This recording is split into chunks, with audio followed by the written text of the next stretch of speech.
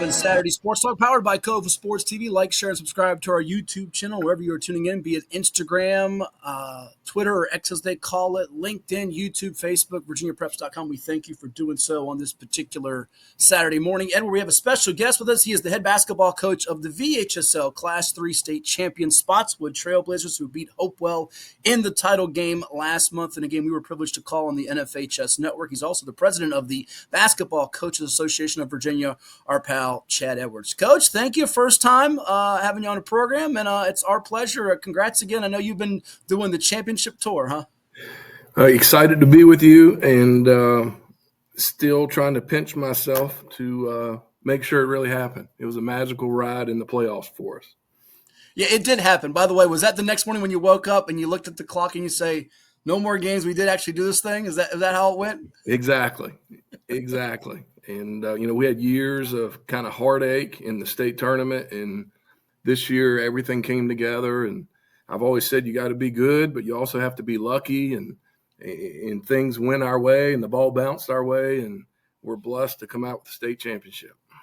You were 57-50 over the Blue Devils, and we'll get into everything you're doing with the Basketball Coaches Association of Virginia in a little bit here, because that's going to be a main focus of our conversation piece today. But when you win a state championship, we can't just let it go without addressing what took place. I mean, you took out the two-time defending state champion in Northside in the semifinals. Got a great ball club as Billy Pope's team, and you've played them over the years with Cy Hardy and Mikkel Harvey. But my goodness, your big three of Cam Pacheco, 23 points, 9 rebounds, 7 assists in the title game, and deservedly so, Class 3 State Player of the Year. Tyler Sprague, who came up big in the fourth quarter, and Camden Langridge, who was Ed's favorite, I think, during the broadcast, getting his nose bloodied in the championship game. They really stepped it up in winning time. Those three seniors were just outstanding, and it was a unique season in that we lost 10 players from last year's roster, and 4 of those we expected as graduating seniors, but then we had another 6 for a variety of reasons who were not with us. So the result was absolutely positively led by those 3 seniors, and then a bunch of underclassmen who completely bought into their roles and checked their egos at the door, and were willing to just buy into very specific roles that we assigned them. And in my opinion, we were just a true definition of a team. And those 3 seniors led both with their play, but also with leadership and maturity and experience off the court. And then the young guys followed willingly with no ego. Yeah, at 21 Valley District titles, 9 region championships, and their first state championship since 1993, Ed. It was a hard-fought one for Spotswood, but a well-earned and well-deserved for Coach Edwards and his crew. No question. First of all, Chad, thanks for coming on. We had to wait for a while. I know you did the tour, the parade, and most importantly, your wife had the honey-do list, which was about 7 pages. So you really couldn't sign a whole lot of autographs and parade around, because she was waiting for you for all season long. Well, as you guys know, families sacrifice a lot. So when my wife gave me a kiss before the game, she said, whatever happens today, it's good news. Good news if you win the state title, and good news even if you lose, because I get my husband back and we can be a family again. And Chad, we spoke to you after, and your heartfelt emotion during the press conference, in the hallways, you're true to who you are. And being a coach myself, I felt it. And understanding about, you made a good point. Family does sacrifice a lot, because you're so involved in your preparation, your scouting, taking kids here or there, opening the gym if somebody wants to get shots up. A lot of people on the outside don't really understand that. There have been a lot of marriages broken up by coaches who are very much into their sport, because it's just the way it is. And if you don't, I tell a lot of young coaches, if you don't have a lady friend, or if you're married and you got into marriage and your wife doesn't really understand that, get ready. It's going to be a bumpy ride, because it takes a special person to also understand you have to give a lot of yourself, because a lot of times your own kids, and that was one thing in my marriage back in the day. I didn't have kids, but if you have kids, it seems like you're giving more to somebody else's kids than your own. And it's just the nature of the business, not because, well, what's wrong with that person? He must not get, no, it's the nature of the business, especially if you're going to get to the top like you did. And the thing I congratulate on is your heartfelt sincerity of that, because it seemed it really bothered you to be away a lot. But at the same time, you've been in the business long enough to try to win that championship, and you deserved it. Well, thank you. Behind every successful coach, I think there's a successful wife, and definitely supportive wife, no doubt.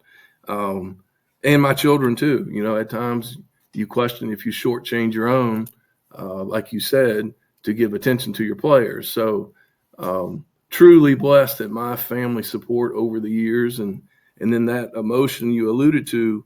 I played at Spotswood, so I wore the uniform, and I was blessed to be able to take over for the father of Spotswood basketball. That's Jim Kramer, who took a program over that had never had a winning season and won a state title in 1993. So we're trying to follow his recipe, and my job is to make him proud.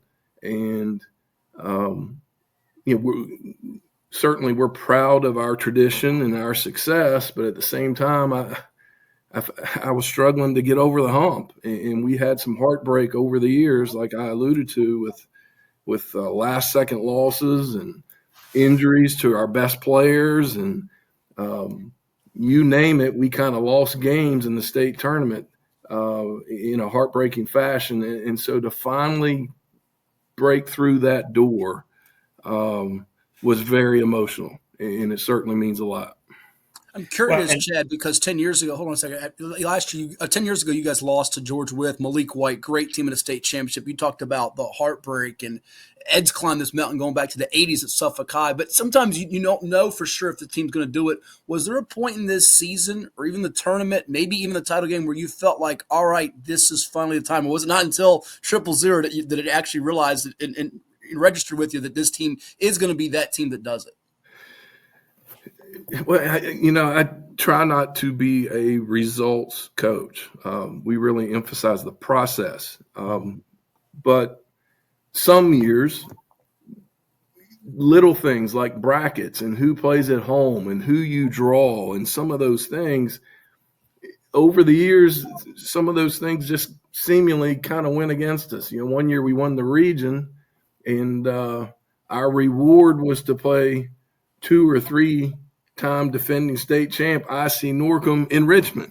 I remember that, yeah. And just by the luck of the draw with the brackets and those types of things. And, to win, ultimately, you got to beat people.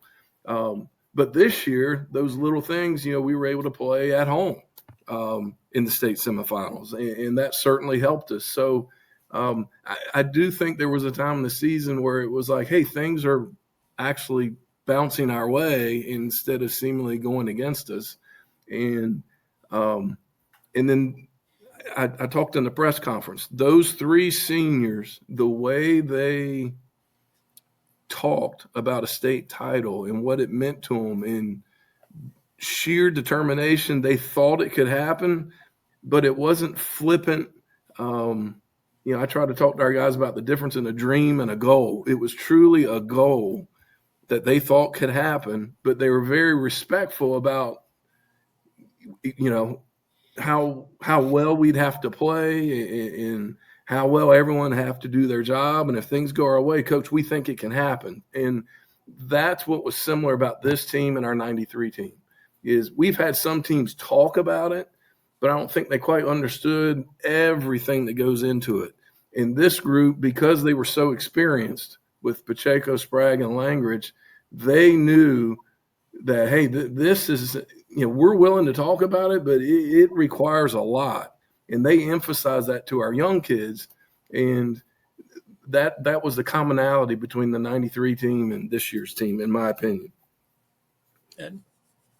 Well, and that's the thing I want to know, too, is as you go through this, you mentioned about the luck of the brackets, the draw, and whatever. And yes, those Norcom teams to play them in Richmond,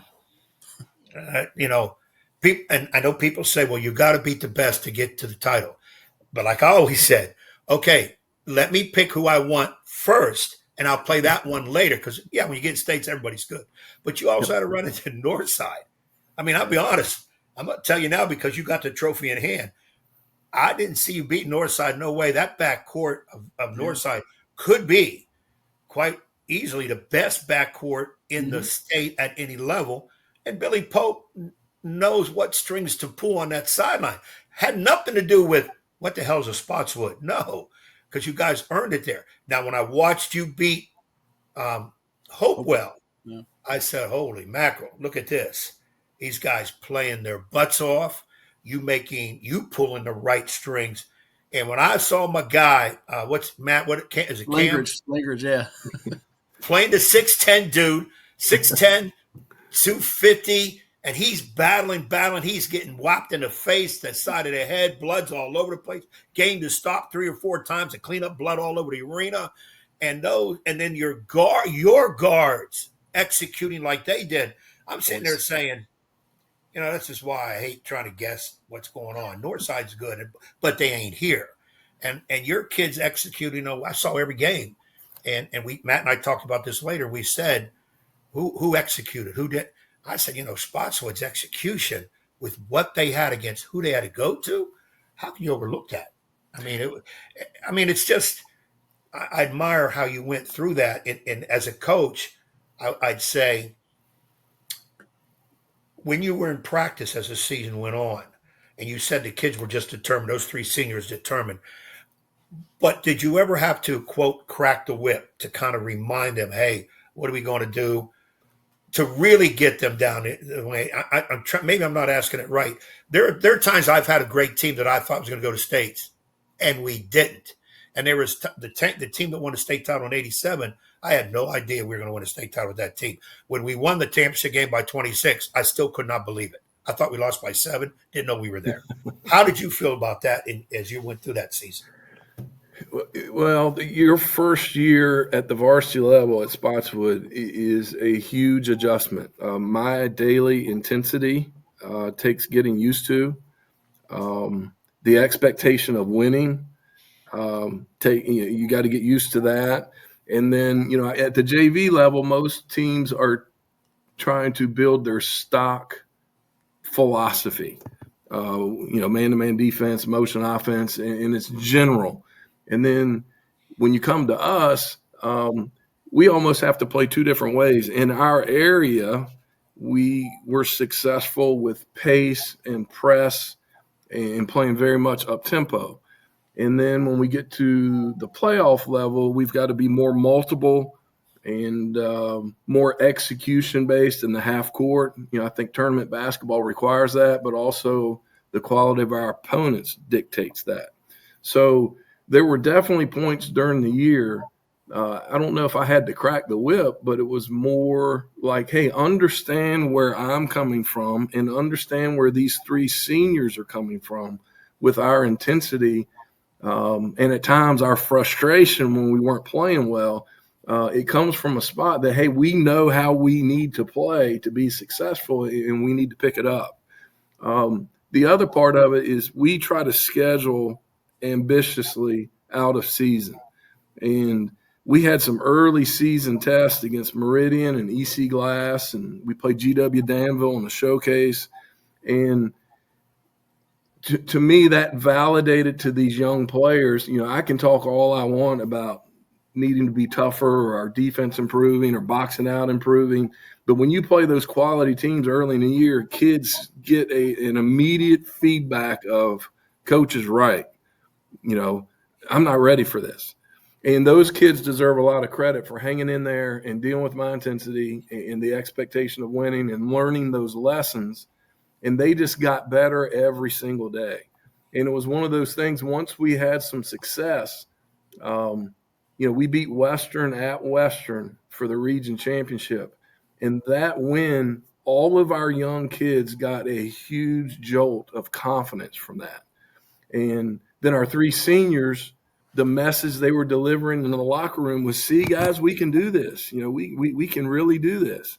And so I just think every kid on our roster deserves credit. The young guys for hanging in there and getting through that adjustment period. And then the older guys, some of them would crack the whip, and then other guys would follow that up with a pat on the back and keep your head up and, hey, coach is hard on everyone, and, we're going to be okay. And the way those three seniors just complemented one another with leadership styles, I think was really, really important. Talking with Chad Edwards, he's the head basketball coach of the VHSL Class 3 state champion Spotswood Trailblazers, who beat the Hopewell Blue Devils 57-50 last month at the VCU Siegel Center in Richmond. Our guest here on 757 Saturday Sports Talk on CoVA Sports TV. Like, share, and subscribe. And he's also the president of the Basketball Coaches Association of Virginia. If you don't know what that is, you can find them on the web at BCAV.net. That's BCAV.net. You are the president of that organization, Chad. It's relatively new. Tell us how it all came about, and there's some neat things you and so many coaches around the state are involved with this in terms of all-star game, all-state, and so much else that will be coming in the, I guess I should say, days, weeks, months, and years to come. For sure. I'm super excited about it. If I'm being honest, it's not something that I was really planning on being a part of. And the way it came about is, as coaches, you're always looking for quality events to take your players to enhance their recruiting. And Virginia did not have a live recruiting event. And some coaching friends of mine said you should attend the one in North Carolina. And the way they explained it is it's like an AAU event in terms of playing in front of college coaches, but you travel as a high school team instead of an AAU team. And so I couldn't sign up fast enough, and we participated. And actually Dwight Robinson from Lansdowne's the coach that helped turn me on to it. And so we've been going down there for a number of years, and the organizer in North Carolina said, you guys need to get this going in Virginia. And we asked how, and he explained that in most states it's through a coaches association. So I think we've been going down there 8 or 9 years, and each year Dwight and I would turn a few more schools on to this North Carolina live event, and the more of us that participated, the more we agreed we need to do this in Virginia. So that coincided with the VHSL. They did offer a live period starting 2 years ago, and they explained on their side that they agreed a coaches association typically leads and helps organize the event. So from the VHSL side, and then with the encouragement from the folks in North Carolina, they pointed us in the direction of the National High School Basketball Coaches Association annual meeting. And I traveled down there last July in Nashville. And Ed, you appreciate this. It's the most rewarding experience as a coach that I've ever attended, because every guy in that room shared my passion, if not more. And a lot of times in a school, you're always fighting for your program, and I want to do more, I want to do more, I want to do more. And at times you kind of feel like you're the only guy leading the program. So I went down there, and it's a room full of coaches that were incredibly supportive and had just an immeasurable amount of passion for growing the game. And so in my mind, I was going down there just to learn about doing a live event, and I came back ready to start a coaches association that is multifaceted and much more than just that live recruiting event. In our success in year one, it has blown me away. The guy at North Carolina, his name is Greg Grantham, and he's a former president of the National Association. And he said in year one, Chad, if you can get 100 members, you've had an A, you get a grade of A. Like, that would be fantastic. And we're up to 587 members in year one. And we're blessed with coaches around the state who share the passion and truly want to grow the game. And we put a lot of thought in how to organize our coaches association. We don't want to be a secret society where 3 or 4 guys make all policies and a lot of people are not in the know about what's going on. But we've tried to follow the VHSL region model, and we have a region director for both boys and girls in every region, in every class around the state.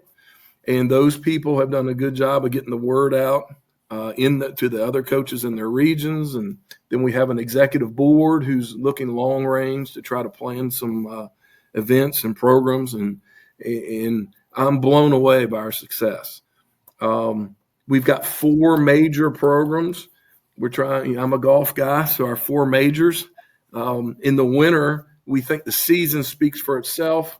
But our winter awards with all conference, all state, player of the year, coach of the year. And for the first time in many, many, many, many, many years, we're going to name a Mr. and a Miss basketball, which I think is really cool. In future years, we're also going to have a hospitality room at the state tournament. Then in the spring, this year we did an all-star game. But what I found at the national convention is all-star weekend is what's going on across the country. And it's a way to feature more seniors. And it's we want to grow our all-star game from year 1 to all-star weekend. And what that would look like is we've divided the states into 7 conferences. And we would task each conference with coming up with a team of 8 to 10 seniors to represent their conference or in their area in All-Star Weekend. And we want to identify Virginia's best. And I think basketball fans across the state would really like this weekend concept. It would allow us to do a nice banquet on Saturday night. And so it would be a 2-game guarantee tournament-style atmosphere to see which conference gets bragging rights as having the best seniors, both on the girls' side and the boys' side. Response for All-Star Game in year 1 was fantastic. I was unsure of what to expect. We had players from Northern Virginia. We had players from 757. We had players from Richmond, Lynchburg, our neck of the woods here in the valley. And it was really a good game. I had a coach come up to me and say it was the best All-Star game he'd seen in the last 20 years. So we were super pleased with that. Mr. Miller from Green Run, I think, was the MVP. Yep. Those 2 players really stood out. But those are 757 programs and players and coaches who are supporting the association. So we're really excited about All-Star Weekend. Then the summer, we've got our live recruiting events. For the first time ever, we're going to offer an event. The boys get 2 weekends. In the past, Virginia's just offered 1 weekend for boys and 1 weekend for girls. And then this year, the Coaches Association is going to sponsor a second live weekend. So boys get to take advantage of both weekends, and they don't have to leave the state to do it. So we're really excited about that. And then in the fall, we want to bring back our coaching clinic / convention. Ed, you probably remember that. I mean, it used to be we had who's who of college coaches coming in presenting. We want that to have a convention feel to it. We want there to be classroom breakout sessions as part of our mentorship program for young coaches and welcome to Coaches Association to explain our various features and products that you get when you join. But we also want to have on-court demonstrations with college speakers, and I'm really excited about that. That'll be in the fall. We're trying to work with college coaches to hear from them on what's the best time to offer these different programs. And that's another thing that was completely not on my radar. In some of the blue blood states like Indiana and Kentucky and Michigan and Wisconsin, their coaches association includes the in-state college coaches. And they said that builds that connection, it builds networking, and the fraternity of coaching. And we've had a nice response. We've got 10 different college programs in year one who are supporting us. We hope to grow that. And we want to hear from them about what how we can promote VHSL players and programs the best. And that's both in season and out of season. And we just got a lot of stuff going on. And, you talked about my wife's list of things to do. She's still a little frustrated with me because the Coaches Association list of things to do, things have been coming at me hot and heavy. And that's a good problem to have. But if I'm being honest, I wish I could have a couple days to savor our win over Hopewell a little bit more. Yeah, just page 2 of the 6 pages. And I got to say this, as Ed will jump in here. Last summer, I went up to the Virginia Live event for the first time. I missed it the first year. It was Father's Day weekend. But last year, and as a Diamondbacks fan, I got to go up, kill 2 birds with one stone, watch my D-backs against the Washington Nationals. Then I covered that for 3 days, got tons of content. We did tons of interviews. In fact, ironically enough, Chad, the first interview I did that weekend was with your guy, Cam Pacheco. Maybe that was a good luck charm for him, getting state player of the year, and you guys won the state championship. But also, right down the road, because my brother lives up there, 10 minutes in a row was Alexandria City, which had the VISAA one, which is why College Coaches was so good to be at the St. James in Springfield and then go over to the VHSL one. And I got to see 100 teams. And, I do it during the year watching the NFHS if I'm not at a game or I make a trip to a game outside the 757 or inside the 757. But it was a unique opportunity. If you love basketball, it's such an awesome thing. One thing I have to throw at you is it set to go back to the St. James, or is the location undecided yet? So what we just got word back yesterday, VHSL Live, Girls Weekend, Boys Weekend, will be returning to St. James this year. Okay. We're still working on pricing, scheduling, and some of those things, but we did get approved the location to announce. The dates, the girls' dates, June 12th through 14th, and the boys' dates up there is June 20th through the 22nd. And then the BCAV sponsored event is going to be at the Henrico Sports Center in Richmond. Nice. And that's the 27th through the 29th. And those are dates, again, that are set by the NCAA and the National Federation. And that's going to be a joint event with VISA. And oh, awesome. We're trying, we get a lot of feedback from college coaches. So, Chad, what we want as college coaches is we want as many of the best players in the state under one roof that we can get. And if you can do that, we will guarantee we're going to show up and we're going to actively support your event. And the NCAA has very strict rules for such a joint event. But that was some of the advice of the National Association at the national meeting was we encourage you to be creative with partnering with whether it be other states or possibly the private schools in your state to get as many best players as you can get. And if you do that, that's what colleges want. And that will benefit your players that are college players because they're going to be playing in front of the most college coaches as possible.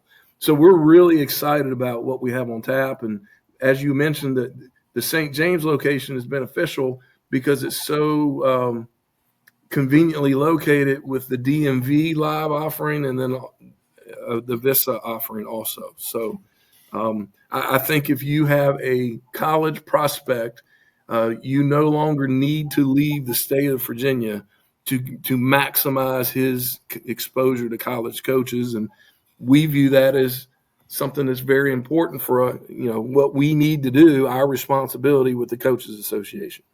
That's great. Ed, if you're coaching or not coaching, I'm dragging you up there this year to Springfield for at the St. James in June on the 20th through the 22nd for the boys, and the following weekend to Richmond for the Henrico Sports Center, which we were at on February 1st for the Coaches for the Cure event. Got to watch John Marshall and Woodside duke it out, as well as Hopewell play Verona. And the girls, by the way, for that VHSL live period is going to be June 12th through the 14th at the St. James. We chat on with Chad Edwards, head basketball coach of the reigning Class 3 state champion Spotswood Trailblazers here on 757 Saturday Sports Talk, powered by CoVA Sports TV. Ed?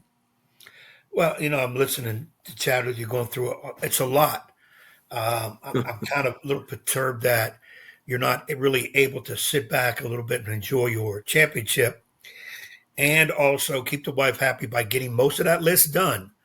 But it is a lot. And I'm glad, knowing that you're in charge, knowing how sincere you are, watching you in the States and that, I'm glad we got a leader who's really passionate about what we're doing. It's been lacking. I've been in the state forever, and I've always said, where's our association? VHSL Coach Association, Virginia High School Coach Association, is good, but it's involved all the sports. We didn't have a basketball per se association. And I know I came when I was coaching, when I first started coaching Pennsylvania. Of course, I was a young dude out of college. They had one. I was involved in it, but it was a basketball association, and their state tournament in Hershey, Pennsylvania, which is huge. It was similar to the Final Four of college basketball, which I've been to 9 Final Four conventions, and it is the basketball NABC, National Association of Basketball Coaches convention, where they have clinics, they have things going on, a multitude of things going on, let alone things for the general people to watch other than the games. There's so much going on behind the scenes. Them first couple of years, the first one I went to, Kansas City, I was just absolutely amazed. I just stood around sometimes and just looked around like, what in the world is going on? And So anybody good. who was, everybody was there. Yep. I'm talking all the coaches. And then you had celebrities walking around. And I'm like, I thought this was just 4 games on a 2 games on a Saturday, the game Monday night, and you go home. It's Thursday through Monday. And I always tell people involved in basketball, if you've never been to a Final Four, college basketball Final Four, before you croak, get there. It's so different. The cities is made up for basketball. It's just unbelievable. I wanted that for high school. I saw that and I said, we got to do this in high school. And I remember spouting off here and there and here and there. And they're like, okay, youngster, okay. Yeah, we got that. We have a coach association. No, we don't. That's a general thing that did very little. I mean, it did something, but it did very little. And I think the biggest thing we got to get into games free. That's right. But other than that, it wasn't much. You had the All-Star game in the summer, which I thought was good, but I said it's such a disconnect because the season was over 4 months ago. And when you had informed me about what was going on here, I remember I blew up your phone by saying, look, I want to be on 7 committees. I know I'm not coaching, but put me involved because I hope I'll be coaching somewhere. I want to help out. I just want to advance the game. I want to make it like it should be big. So you need help. I told you before, man, call me, whatever. I just want to see this thing going. I'm very glad that you're kind of pointing the fingers in direction is what we go, because we need a passionate leader who's not afraid to lead and say what needs to be done, because it's been missing for years. Well, so we have a state tournament committee, and what you describe, that's our dream. Now, it's going to take some time to get it that way, and to get it where we can make it come to fruition. But our dream as a committee is to give the girls their own stage 1 week and make that Final Four, or possibly, West Virginia does quarterfinals, semifinals, finals in their 1 week of girls convention. And then the week before or after, the boys would have their own stage. I like the Final Four model, and it's going to take a lot of legwork and a lot of planning, but I really think we can make it happen. And it's going to take some time. I'm going to sign you up for that committee, and I'm hopeful we can make that happen. Yeah. Some other committees. We want to tap into our retired coaches. I know just in the Valley, we've got so many guys who used to coach, and we want to tap into their wisdom and their experience and get them involved in a variety of ways. And Kirby Dean, who played with me here at Spotswood, he's a retired coach from Eastern Mennonite University. He's going to help lead this committee and organize retired coaches. And in the very least, he says, Chad, I just want to hang out with coaches once a month in the very least. And then while we're hanging out, we're going to brainstorm ways we can support and give back to the game. So I'm excited about that. We've got a committee to discuss rule changes. Something that I get asked the most about is a shot clock. Oh, yeah. And hearing the data at the national meeting about shot clock and how many states are going to it and the pros and the cons and some of those things, along with some other more specific rule changes, that's part of it. And what we want to do is just work with the VHSL and say, hey, how can we help in some of these areas? And I'm hopeful that most of our events moving forward will be shot clock events, and then we can keep data and get some feedback from officials and coaches and players, and then we'll share that with the VHSL, and we'll see what comes about down the road. We've got mentorship for new and young coaches. Ed, as you know, young people aren't getting into coaching like you and I did, and both coaching and officiating. So we have a committee with how can we support coaches in years 1, 2, or 3, because it's tough. Parents, AAU, transfer. I'm hearing NIL type stuff. I mean, it's crazy. It's a lot to deal with. So again, we think retired coaches could help with that. And this year we instituted a program where a young coach could sign up to have a big brother or big sister. And once a week they would check in and just bounce ideas off of each other. We're going to be sharing some videos from the national that are aimed specifically at mentorship for some different almost case studies, dealing with a difficult parent or dealing with a crisis during the season or dealing with injuries, building your program, how you schedule in season, out of season, all those different things. We think that will help keep young coaches in the game instead of them having a bad experience and getting out. Coaches versus cancer. I mentioned our college council where we're comparing notes with college coaches around the state. And then we want to organize some regional coaches socials. And we're targeting specific areas.